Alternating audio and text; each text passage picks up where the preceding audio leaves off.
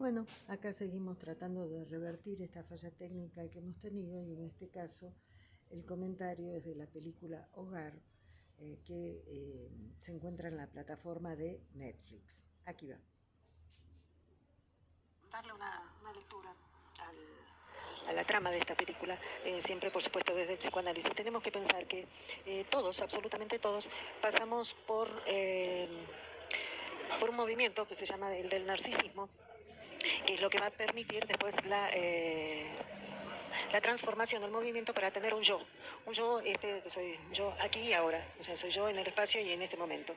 Ese que lo podríamos ubicar, de acuerdo con Freud, a nivel del preconsciente, es ese que me permite decir soy yo y no soy otro, que se mueve en este mundo, en esta ciudad y no en la otra, en este momento y en el otro, y tengo ideas del estilo presente, pasado y futuro, y sé que las cosas son blancas y no pueden ser blancas y negras al mismo tiempo. Tiene que ver con todo esto. Bueno, precisamente ese movimiento del que estamos hablando es cuando hay un otro primordial, entiéndase, generalmente es la madre, pero son los más cercanos, digamos, que nos suben a un pedestal en el que nos sentimos que somos completos, que no tenemos falla, que somos perfectos, que somos absolutos, que somos todo para el otro. Que somos todo para el otro.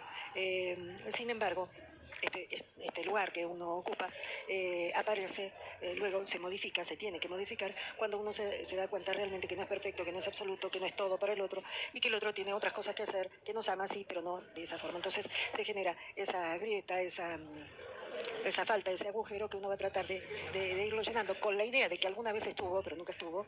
Entonces se genera allí el deseo, esta posibilidad de ir buscando diferentes situaciones que nos satisfagan. Uno se siente realizado, se realizan los sueños es por un ratito, pero después siempre algo nos falta. Este es el movimiento general. ¿Cómo lo podemos graficar esto? Lo podemos graficar con un espejo. O sea, el espejo de este lado. El espejo de este lado tiene un punto negro, tiene una mancha, tiene una imperfección, todo no se puede, no es la superficie. Mientras que del otro lado del espejo todo es posible, todo está completo, no hay ningún problema. Es el caso de Alicia cuando salta del otro lado del espejo y se encuentra con un mundo completo, absoluto y completo, con todas las fallas que eso tiene que ver.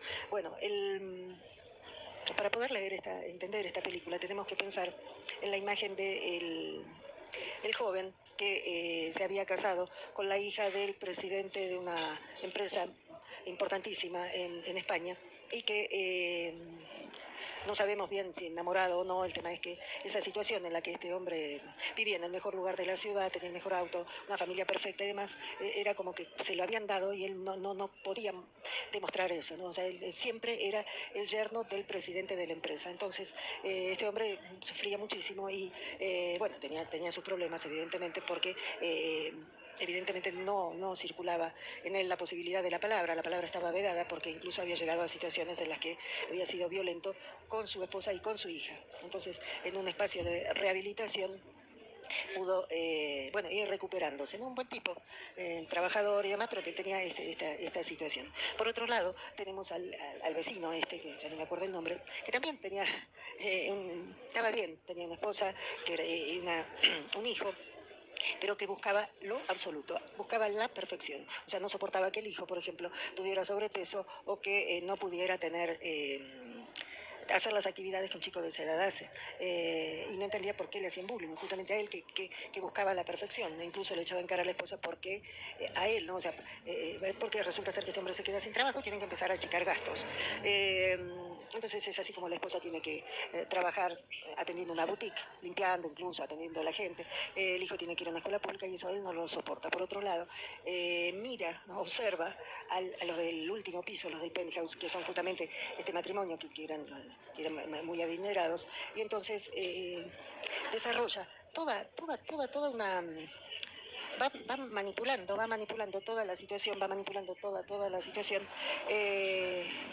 para incluso, con tal de conseguir ese lugar, ¿no? Ese lugar del ideal que él suponía que merecía y que era exacto para él. Es más, se divorcia de su esposa, reniega de su hijo, bueno, todas las circunstancias que hace, incluso se somete a las manipulaciones de un pedófilo. Bueno, en todas estas circunstancias, ¿no? Porque él no soportaba no estar en ese lugar de la perfección, que llega al punto justamente que ocupa el lugar del muchacho este, toma a la niña esta como su hija, a la esposa del dueño de la empresa, de la hija del dueño de la empresa como su propia esposa y ocupa ese lugar. La ex esposa lo descubre y dice que lo va a denunciar y él la amenaza con otra manipulación diciéndole que entonces se iban a morir en la pobreza, tanto ella como el hijo que tenían en común. Bueno, acá termina la película él siendo un excelente ejecutivo de la empresa del suegro, ¿no es cierto? Entonces, ¿qué es lo que nos trae esta película? Nos trae esa cuestión, ¿no? O sea, es como si el espejo se hubiera dado vuelta, como que ahora la escala de valores es la del otro lado del espejo, no la de este lado donde hay una falta, donde hay una mancha negra, donde hay un agujero, donde todo no se puede, donde nada es perfecto, sino que se busca la perfección, la que está del otro lado del espejo, y no se miden